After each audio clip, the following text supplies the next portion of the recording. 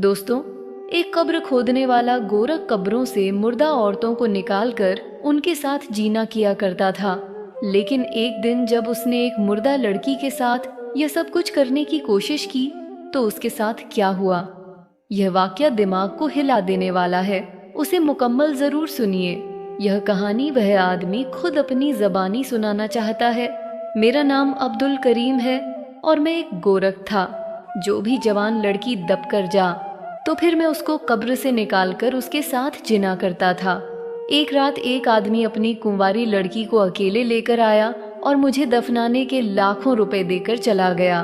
मैंने जब उसके कपड़े उतारे तो उसका बदन बहुत खूबसूरत था और जैसे ही मैं उसको बहना करके उसके साथ गलत काम करने लगा तो मेरे रोंगटे खड़े हो गए, क्योंकि मैं उंगलियां धीरे धीरे उस हसीना के वजूद पर सिराए कर रहा था जो बिल्कुल बेजान सी मेरे सामने पड़ी थी और उसकी रंगत चांदी की तरह दमक रही थी। उसके होठों की खूबसूरती मुझे मदहोश कर रही थी। ऐसा हुस्न मैंने आज तक नहीं देखा था, जबकि आज तक मैं कई जवान लड़कियों के साथ वह सब कुछ कर चुका था जिसकी मैं ख्वाहिश रखता था। लेकिन लड़की सबसे अलग और मुख्तलिफ थी। न सिर्फ खूबसूरत थी बल्कि चेहरे पर इस कदर मासूमियत थी कि मैं हैरान रह गया था। मैंने धीरे से उसके ऊपर से चादर हटाई थी और अपनी निगाहों से उसे अपने अंदर उतारने लगा था। उसके हाथों की मखमली उंगलियों को मैंने अपनी उंगलियों में जकड़ लिया था और खुद पूरी तरह उस पर झुक गया था। उसे देखने के बाद मेरे दिल में खुद बखुदा यह ख्याल आया था कि इतनी जवानी में कैसी यह मौत के मुंह में चली गई। अगर यह जिंदा होती तो इसका हुस्न शायद और भी गजब ठगता। देखने में वह कोई 15 से 16 साल की जवान लड़की थी जो 1-2 साल गुजरने के बाद तो पूरी तरह खिलकर गुलाब बन जाती और किसी का भी चयन सुकून लूट लेती। मैंने आगे बढ़कर उसकी गर्दन पर अपने दहकते हुए होंठ रख दिए थे और अपनी गहरी सांसें उसके वजूद पर छोड़ दी थीं। आहिस्ता आहिस्ता उसे चूमते हुए उसकी खुशबू को अपने अंदर उतारने लगा। उसके पास से ऐसी खुशबू आ रही थी जैसे वह किसी बाग से आई हो। उसने एक अजीब सा खुला डोला कुर्ता पहन रखा था जिसे उतारना मेरे लिए बहुत आसान था। आमतौर पर उसे करते मर्द हजरात पहनते हैं। पता नहीं क्यों उस लड़की ने यह कुर्ता पहना हुआ था। मैंने बहुत एहतियात से वह कुर्ता उसके बदन से जुदा कर दिया। मैं उस मोम की गुड़िया को धक्का नहीं पहुंचाना चाहता था। मेरी नजरें उसके हुस्न से खैरा होने लगीं। मेरे वजूद से गर्म पसीने छूटने लगे। कई रातों से मैं तन्हाई का अजाब झेल रहा था और आज की रात यह तन्हाई खत्म होने को थी। वह मेरी चारपाई पर इस तरह पड़ी हुई थी कि मेरे लिए कोई जगह बाकी नहीं बची थी। मैं जैसे तैसे उसमें समाने की कोशिश कर रहा था। मैंने कसकर उसे अपने सीने से लगा लिया था और अपने होठों से उसके वजूद को माल करने लगा। वह मासूम सी दुबली पतली लड़की थी और मैं एक लंबा चौड़ा जवान मर्द। अगर वह जिंदा होती तो शायद मेरे जज्बात को बर्दाश्त न कर पाती। मेरी मजबूत गफ की वजह से मेरा यह छोटा सा क्वार्टर उसकी चीख से गूंज उठा। मेरे अंदर हर गुजरते पल के साथ मजीद बेचैनी बढ़ती जा रही थी और मैं अपने होठों से अपने प्यास को बुझाने की नाकाम कोशिश कर रहा था। लेकिन कुछ देर बाद मेरी बर्दाश्त खत्म हो गई तो मैंने धीरे से चादर दूर फेंक दी और रहे सेहे कपड़े भी उसके वजूद से अलग कर दिए। उसका हसीन वजूद रहा था कि वह भी मेरे जज्बात की पजीराई करे। मैं उसे झंझोट की कोशिश करने लगा कि वह उठ जाए, यह जानते हुए भी कि वह एक मुर्दा लड़की है। मैं पूरी तरह से अपने होश खो बैठा और फिर जैसे ही मैंने मुकम्मल तौर पर उसके साथ अपनी ख्वाहिश पूरी करने की कोशिश की तो मेरे रंगते खड़े हो गए। मेरा नाम अब्दुल करीम है, लेकिन मैं बहुत ही बदनसीब इंसान था। जिंदगी में कभी कुछ हासिल ना कर सका। हमेशा माँ बाप के तानों का शिकार रहा। वह चाहते थे कि मैं पढ़ लिख कर कुछ बन जाऊं, लेकिन मेरा जहन ऐसा नहीं था कि मैं पढ़ाई में अच्छे नंबर ला सकता। शायद उसकी वजह मेरे घर का माहौल भी थी। मेरे माँ बाप दोनों हमेशा लड़ाई झगड़ा करते थे। मेरा बाप एक घोर कंड था और वह चाहता था कि अम्मा और मैं हम सब कब्रिस्तान में मुफ्त के क्वार्टर में सुकून की जिंदगी गुजारे और यही मैं अच्छी तालीम भी हासिल कर लूं। लेकिन अम्मा को कब्रिस्तान में रहते हुए खौफ पाता था। अम्मा बार बार गांव जाने की जिद लगाती थी और इसी बात को लेकर घर में बहुत ज्यादा झगड़ा होता था। अब्बा की इज्जत और गुस्से के आगे अम्मा मजबूर हो जाती, लेकिन मारपीट करके अब्बा का गुस्सा मुझ पर निकाल देती। अम्मा मेरी सगी माँ थी, लेकिन जब मारने पर आती तो मुझे नील नील कर देती। अम्मा को लगता था कि मेरे मुस्तकबिल की वजह से अम्मा अब्बा को गांव में नहीं जाने देते, जबकि अम्मा का सब घर बार गांव में ही था और उन्हें यह जिंदगी बिल्कुल पसंद नहीं थी। जब अब्बा चाहते थे कि मैं यहीं पढ़े लिखूं और फिर किसी काबिल हो जाऊं, तो हम हमेशा के लिए शहर में ही रह जाएं। अब्बा को गांव की जिंदगी से बैर था, मगर ना ही मैं पढ़ सिखा और ना ही अम्मा के अताब से बच सका। जब मैं बार बार फेल होने लगा तो अब्बा का गुस्सा भी मुझ पर निकलने लगा और मेरे अंदर एक अजीब सी नफरत भर गई। हर हंसता मुस्कुराता चेहरा मुझे लगने लगा और कब्रिस्तान की चार दीवारी में सुकून महसूस होने लगा। ऐसे ही मैं 18 साल का हो गया और अब्बा को पता चल गया कि मैं उनके मुस्तकबिल का सहारा नहीं बन सकता। वह मुझे अफसर बनते देखना चाहते थे और अब यह उन्हें नामुमकिन नजर आता था। इसलिए एक दिन अब्बा कहने लगे कि मैं रिटायर हो रहा हूँ, मेरी उम्र हो गई है, अब मैं यह मेहनत मशक्कत का काम नहीं कर सकता, इसलिए अगर तुझे कुछ नहीं करना तो फिर मेरी जगह संभाल ले। अब्बा की बात सुनकर अम्मा के लब्बों में आग लग गई। अम्मा कहने लगी, इसकी वजह से तुमने सारी जिंदगी मुझे इस कब्रिस्तान में झोंक दिया और अब यह चाहते हो कि बाकी जिंदगी भी हम इसी के साथ ही गुजारे। मुझे अभी और इसी वक्त गांव वापस जाना है। अम्मा ने ऐसा हंगामा खड़ा किया कि अब्बा ने अपनी जिम्मेदारियां मुझे सौंपी और खुद अम्मा को लेकर गांव चले गए। मैंने बचपन से घोरखंड का काम देखा था, इसलिए मेरे लिए कुछ मुश्किल नहीं था। मैंने आसानी से अब्बा का काम संभाल लिया। शुरू में तो सब कुछ ठीक था, लेकिन फिर धीरे धीरे मैंने जवान लड़कियों की मैतोस उन्हें उतारते हुए मेरे दिल के ज़बात बदलने लगे। मेरे दिल में बहुत सी ख्वाहिश सर उठाने लगी। मैंने हमेशा से कब्रिस्तान की वीरान जिंदगी देखी थी और मुझे अपनी जिंदगी में कुछ रंगीनियों चाहिए थी। शायद यही मेरी जवानी का तकाजा था। मेरा रिश्ता बचपन से ही मेरी खाला की बेटी से तय था। जब मैं जज्बात से चोर होने लगा तो मैंने अम्मा से शादी की बात की और कहा कि खाला से बात करें, तो पता चला खाला ने तो उसका कहीं और रिश्ता कर दिया है, क्योंकि उन्हें गौरखंड से अपनी बेटी की शादी नहीं करनी। उन्होंने तो यह सोचकर रिश्ता किया था कि मैं शहर से पढ़ लिख कर कुछ बन जाऊंगा और उनकी बेटी का मुस्तकबिल संवर जाएगा। मेरा रिश्ता भी खत्म हो गया था और साथ ही मेरी अम्मा भी मुझसे नाराज हो गई थीं। पलविश का रिश्ता किसी और से हो गया और यह सुनकर मेरे तन बदन में आग लग गई थी। मैंने बहुत मुश्किल से कुछ दिन की छुट्टियां हासिल की और गांव पहुंच गया। खाला ने तो सीधे मुंह मुझसे कोई बात तक नहीं की थी, अलबत्ता उनसे छुपकर पल बशा मुझसे मिलने आई थी। वह भी मुझे पसंद करती थी, लेकिन अपनी माँ के आगे हार गई थी। मैंने जबरदस्ती उस रिश्ते के लिए उसे कायल करना चाहा, लेकिन वह ना मानी। उसने खुद मुझसे अपना दामन छुड़ा लिया। वह भी सारी जिंदगी कब्रिस्तान में रहना नहीं चाहती थी। मैं पूरी तरह हार के वापस शहर लौट आया और मैंने सोच लिया कि अब मैं कभी पलटकर गांव नहीं जाऊंगा। मैं तन्हा ही कब्रिस्तान में सारी जिंदगी सारी रात करवट बदलने लगा।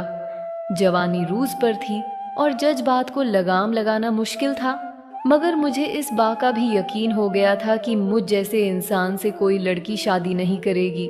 ऐसे ही एक रात में कब्रिस्तान का चक्कर लगा रहा था कि मैंने देखा एक कफन चोर ताज़ा कब्र खोदकर कफन चोरी करके भागा है।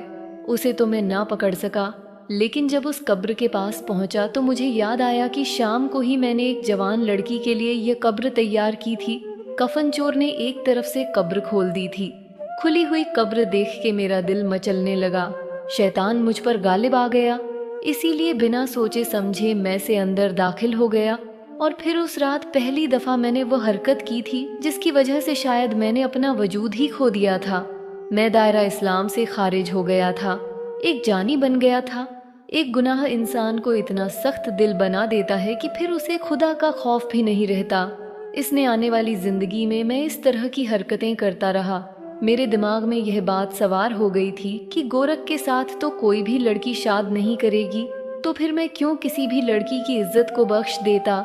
जब भी किसी जवान लड़की की मैयत आती तो मैं उसी रात उसकी कब्र में दाखिल होता और अपने जज्बात को तस्कीन पहुंचा लेता।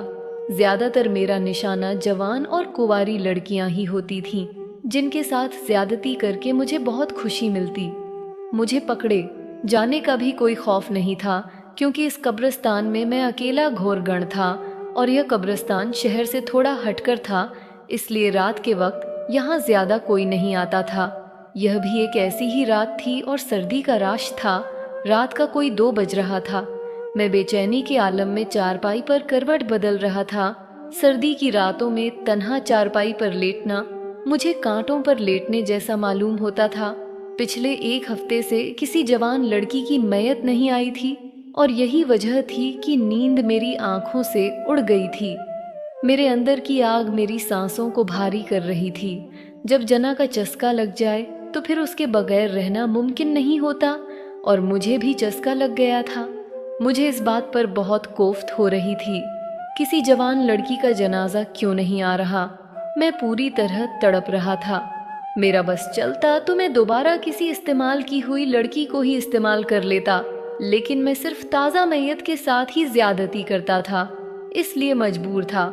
ऐसा बहुत कम ही होता था कि हफ्ता हफ्ता गुजर जाने पर भी किसी लड़के की मैयत ना आती, वरना तो हर दूसरे दिन कोई ना कोई जवान लड़की मुझे मफत में मिल जाती थी और मैं अपने अंदर की आग बुझा लिया करता था। अपने बाप का यह पेशा भी मैंने इसलिए अपनाया था ताकि मुफ्त में अपनी ख्वाहिश को पूरा कर सकूं। अब तो कई सालों से मैं यह काम कर रहा था, इसलिए मेरे अंदर न ही कोई डर खौफ था और न ही झिझक। जब भी कोई अपनी जवान लड़की को दफना कर जाता तो मैं रात के अंधेरे में खामोशी से उसकी कब्र खोलता और उसके पैरों की तरफ से अंदर चला जाता और फिर अपनी प्यास जाकर वहीं से वापस आ जाता और किसी को कानों कान खबर ना होती। मुझे बड़ी उम्र की औरतों में कोई दिलचस्पी नहीं थी, सिर्फ कुंवारी लड़कियां पसंद थीं, जिनका नरम उदास वजूद मुझे सुकून पहुंचाया करता था। अब भी मैं किसी ऐसे ही वजूद के लिए तड़प रहा था। जब मैंने अपने आप को जज्बा को संभालने की कोशिश ही कर रहा था कि मेरे क्वार्टर का दरवाज़ा सर जोर से बजने लगा और मैं कब्रिस्तान के कोने में ही रहता था, इसलिए जो कोई भी रात के इस पहर आता वह सीधे मेरे क्वार्टर में पहुंच जाता।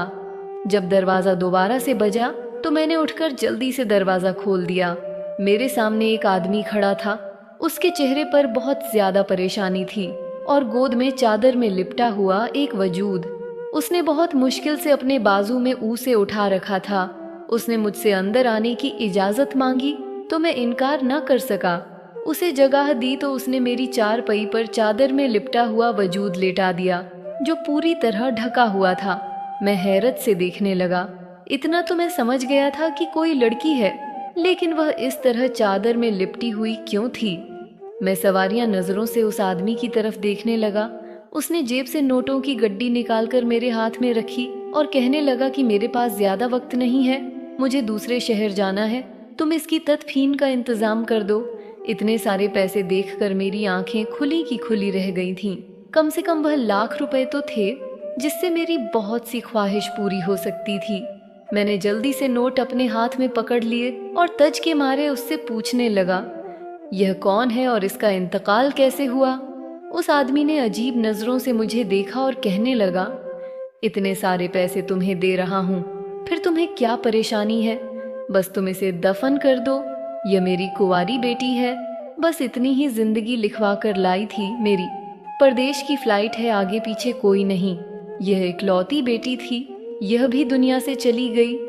अब मैं रुक कर यहाँ क्या करूँगा। इसके कफन दफन की जिम्मेदारी मैं तुम्हारे हवाले कर रहा हूँ। और फिर वह तेजी से उस लड़की की मायत को मेरी चारपाई पर छोड़कर वापस चला गया, जो कफन में भी नहीं थी बल्कि घर की चादर में लिपटी हुई थी।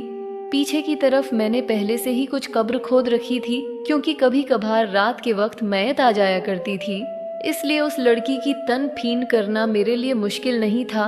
बस इससे पहले मैं उसका चेहरा देखना चाहता था।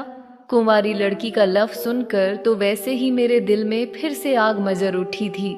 यह सोचकर मुझे खुशी हो रही थी कि इस बार अपनी ख्वाहिश पूरी करने के लिए मुझे किसी कब्र में नहीं उतरना, बल्कि लड़की खुद मेरी चारपाई पर मौजूद थी और मुझे रोकने वाला कोई नहीं था। फिर पूरे हफ्ते के बाद कोई लड़की मुझे मयस्सर आई थी। उस आदमी के जाते ही मैंने क्वार्टर का दरवाज़ा अच्छी तरह बंद किया और आहिस्ता से चादर उस लड़की के चेहरे से हटा दी। जैसे ही मेरी नज़र उसके चेहरे पर पड़ी तो मैं झपकना भूल गया। वो इस कदर हसीन थी कि उस पर से नज़र हटाना मुश्किल हो गया था। मैं खुद पर काबू खोने लगा। मैंने धीरे से झुककर उसके होठों को चूम लिया। मेरी इस हरकत ने मेरी बताबों को और भी अरूज पर पहुंचा दिया। मैंने आहिस्ता आहिस्ता अपनी उंगलियां उसके चेहरे से गर्दन तक फेरनी शुरू कर दी। मुझे एहसास हो रहा था कि वह बहुत ही नरम नाजुक लड़की थी, जिसका इंतकाल हुए शायद ज्यादा देर नहीं हुई थी, क्योंकि उसका जिस्म अभी बिल्कुल नरम पड़ा हुआ था। उसकी बॉडी बिल्कुल साफ सुथरी थी, किसी तरह का कोई निशान नजर नहीं आ रहा था। चेहरे से भी बीमार मालूम नहीं हो रही थी। न जाने उसकी मौत के पीछे क्या वजह थी। मुझे उस वक्त वह वजह जानने में कोई दिलचस्पी नहीं थी। बस पूरी तरह से मैं उसे झोड़ता कि वह मेरे जज्बात को ठंडा कर दे, लेकिन वह एक बेजान लड़की थी, मेरे लिए कुछ नहीं कर सकती थी। मुझे खुद ही अपनी आंख को बुझाना था। मैं अपनी हर हद को पार करते हुए जैसे ही उसके साथ जना की कोशिश करने लगा तो मेरे कदमों तले से जमीन निकल गई और मैं खौफ खाकर पीछे हटा था। फिर उसके वजूद पर चादर फेंकता क्वार्टर से बाहर निकल आया। मेरा सांस धोख की तरह चल रहा था। कितनी ही देर में बदहवास क्वार्टर के बाहर खड़ा रहा और फिर जब मुझे कुछ होश आया तो मैं दोबारा अंदर आया और अंदर के मंजर ने मेरी जान निकाल दी। वह लड़की कौन थी? उसे यहाँ कौन लाया था? उसे लाने वाला कौन था? ये वह सवाल थे जो अब जानना मेरे लिए जरूरी थी। वह मेरे सामने चरपे पर बैठी थी। उसने वहीं ढीला ढाला कुर्ता पहना हुआ था, चादर अपने गिर्द लपेटी थी और जारो कतार रो रही थी। मुझे देख के वह चीखने चिल्लाने लगी। वह तो शुक्र था यह वीरान जगह थी और उसकी चीखें से उनकर यहाँ आने वाला कोई नहीं था। मैंने उसे बड़ी मुश्किल से खामोश करवाया और बताया कि उसे यहाँ किस तरह लाया गया था। और फिर जब मैंने उसे सवाल जवाब शुरू किए तो उसने एक ऐसी हकीकत बताई जिसे सुनकर मेरे रोंगटे खड़े हो गए। उस लड़की का नाम नीलम था और वह एक बहुत ही पाकीज़ा शरीफ घराने की लड़की थी।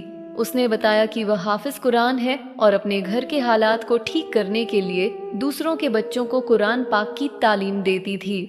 ज्यादातर वह बड़े बड़े बंगलों में पढ़ाने के लिए जाती थी ताकि हदियाना मिल जाए और उसके घर का गुजारा चल सके।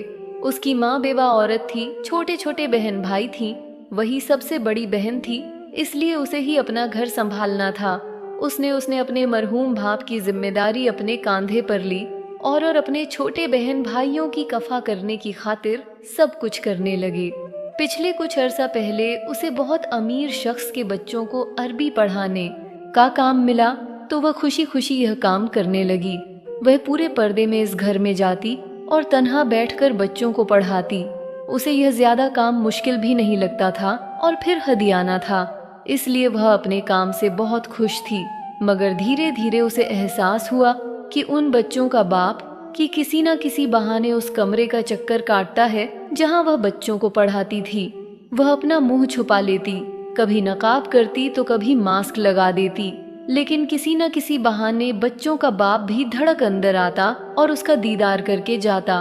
उसने कई बार उन बच्चों की माँ से बात करने की कोशिश की, लेकिन वह हाई सोसाइटी के लोग थे जिनकी नज़र में नीलम जैसी लड़कियां दकिया नसी और पुरानी सोच की मालिक होती हैं। उन बच्चों की माँ ने इस बात पर कभी यकीन करने की कोशिश ही नहीं की कि उसका शौहर नीलम पर बुरी नजर रखने लगा है। एक रोज वह बच्चों को पढ़ाने के लिए अंदर गई तो एक मुलाजमा ने उसे कमरे में बिठा दिया, लेकिन बच्चे कमरे में नहीं थे। कुछ देर बैठने के बाद उसे एहसास हुआ कि घर में सन्नाटा है। बच्चों का शोर सुनाई नहीं दे रहा था और ना ही वह पढ़ने के लिए कमरे में आए थे। फिर जब उस बात मामूल से हटकर महसूस हुई तो उस कमरे से निकलने लगी, मगर उन बच्चों का बाप अचानक कमरे में दाखिल हुआ और उसने कमरे का दरवाजा बंद कर लिया। नीलम जान गई थी कि उसकी फितरत में कैसा फूर है, लेकिन उससे पहले कि वह शोर मचाती या हंगामा खड़ा करती, उसने नीलम को अपने काबू में कर लिया और उसके मुंह पर अपना हाथ मार दिया। नीलम की आवाज उसके हलक में ही दम तोड़ गई। वह नीलम को घसीट हुआ उस कमरे से अपने बेडरूम में ले गया। घर में उस वक्त कोई मुलाजिम भी मौजूद नहीं था। जिस मुलाज ने उसे कमरे में बिठाया था वह भी न जाने कहाँ चली गई थी। उस आदमी ने नीलम को अपने बिस्तर पर फेंका और जग भरकर पानी नीलम के ऊपर डाल दिया। नीलम अपना बुर्का उतार चुकी थी। वह सफेद रंग के गमीज शलवार में मलब थी। पानी पड़ते ही उसका वजूद आर पार हुआ और उसका हुस्न नुमाया होने लगा। वह शख्स बड़ी बेताबी से नीलम पर हमला ओवर हुआ। नीलम खुद को उससे बचाने के लिए बिस्तर से उठकर भागी, लेकिन कुछ पानी मार्बल पर भी गिर गया था, जिसकी वजह से वह फिसलकर इस तरह गिरी के बेहोश हो गई। उसके बाद उसे कुछ याद नहीं था और अब जब उसे होश आया तो वह बेहना हालत हुई। मेरे क्वार्टर में मौजूद थी और यह कहकर वह फूट फूट कर रोने लगी। मैंने उसे बताया कि उसे लाने वाला आदमी उसे मुर्दा कहकर यहाँ छोड़कर गया था और वह उसकी दफन के लिए पैसे भी देकर गया है। मैंने उसे बताया कि जब वह यहाँ आई तो उसकी इज्जत बिल्कुल महफूज थी, उसके वजूद में कोई खराश नहीं थी, और अगर उसकी इज्जत को किसी ने नुकसान पहुँचाने की कोशिश की तो वह मैं था। लेकिन मैं भी उसके साथ जना नहीं कर सका था, क्योंकि इससे पहले ही उसे होश आ गया था। उसे रोता हुआ देखकर मुझे न जाने क्यों बहुत तकलीफ हो रही थी। मैंने हाथ जोड़कर उससे माफ़ी मांगी और उसे घर पहुंचाने की जिम्मेदारी अपने कांधलीफ परेशान थी और आधी रात हो चुकी थी। उसे अपनी बेवा माँ का ख्याल सता रहा था, इसीलिए मैं उसे रात की उसी पहर उसके घर की तरफ लेकर निकल पड़ा। उसकी माँ वाकई बहुत परेशान थी। वह उसके गले लग के फूट फूट कर रोने लगी। इज्जत पूरी तरह तो खराब नहीं हुई थी, लेकिन कहीं ना कहीं मैंने ने उस पर हाथ डाला था। इसलिए मैंने उसे शादी की पेशकश की और उसे बता दिया कि मैं गौर कौन हूँ, और यह भी बता दिया था कि मैं अपनी गलती पर अब बहुत शर्मिंदा हूँ। नीलम ने दोबारा मुंह मुझे कलमा पढ़ाया था और मेरे कहने पर 2 दिन बाद ही मुझसे निकाह भी कर लिया था। उसके 2 छोटे छोटे भाई थे जिनकी खातिर वह बहुत मेहनत कर रही थी। किराए का घर था। मैं उसके घर वालों को भी अपने क्वार्टर में ले आया और उनकी ज़रूरियत को अपनी जिम्मेदारी समझ लिया। मेरी बीवी को दीन की बहुत समझ थी और मैं भी उसकी तरफ झुकने लगा। आहिस्ता आहिस्ता उसने मुझे भी एक अच्छा इंसान बना दिया था, क्योंकि मैंने अपने माजी के बारे में अपनी बीवी को सब कुछ बता दिया था और उसने मेरी इस्लाह की आहिस्ता आहिस्ता मुझसे हर मसले के बारे में बताने लगी। मुझे हर गुनाह पर बहुत पछतावा था। मैं हर रोज अपने गुनाहों पर नदामत के आंसू बहाने लगा था। इस बात को तकरीबन 2 महीने ही गुजरे थे कि एक रोज कब्रिस्तान में एक मैयत लाई गई। मैं कब्र तैयार कर चुका था, बस दफन के मराल के लिए खड़ा था कि जब ही उस चेहरे पर मेरी नजर पड़ी जिसका पूरा जिस्म लकर झुलस चुका था। होंठ भी बिल्कुल स्याह थे, सिर्फ चेहरा सलामत था। उस चेहरे को लाखों चेहरों में भी मैं पहचान सकता था, क्योंकि यह वही आदमी था जो नीलम को लाया था। और फिर जब मैंने मालूमात की तो पता चला कि वह शख्स बहुत बुरी तरह जल मर गया है। लोग दबे दबे लफ्जों में कह रहे थे कि जो दूसरों की इज्जतों के साथ खेलता है उसका अंजाम ऐसा ही होता है। मैंने जब मालूमात की तो मुझे पता चला कि वह गरीब लड़कियों का इस्तेमाल करता था और बुरी सोहबत में मुब्तला था, और उसकी गाड़ी का कुछ इस तरह से हादसा हुआ कि वह पूरी तरह जल गया। बस उसका चेहरा बाकी रह गया। बाकी जिस्म का कोई हिस्सा भी जलने से बाकी नहीं रहा था। जिन हाथों से, जिन आजा से वह जना की कोशिश करता था, यहाँ तक कि उसके भी जलकर भस्म हो गए थे। अल्लाह ने उसके चेहरे को इसलिए बाकी रखा था ताकि मैं उसका अंजाम देखकर मजीद इबरत हासिल करूं। उसे दफन करने के बाद मैंने सारा वक्त रोता रहा था और अल्लाह से माफ़ी मांगता रहा था। आज भी मेरे दिल को करार नहीं आता और मुझे खौफ आता है कि कहीं मेरा अंजाम भी ऐसा ना हो। मगर मेरी बीवी मुझे समती है कि मैं तौबा कर चुका हूँ और अल्लाह तौबा को कबूल करने वाला है। मैं आप लोगों से पूछता हूँ, आप लोग बताएं कि मुझ जैसा बद किरदार और जिनाका को अल्लाह पाक माफ़ कर देगा। क्या मेरी माफ़ी अल्लाह की बारगाह में कबूल हो जाएगी? दोस्तों, इस वाक्य को ख़ास तौर पर अपने नौजवान दोस्तों और फैमिली में ज़रूर शेयर कीजिएगा। क्या पता इस कहानी से किसी को कुछ सीखने को मिले और वह भी अपने गुनाहों से तौबा कर ले और उसकी तौबा के सदके अल्लाह पाक हमारी भी बख्शीश फरमा दे और हमारे लिए इस पैगाम को सदका एजाज़ क्या बना दे। शुक्रिया।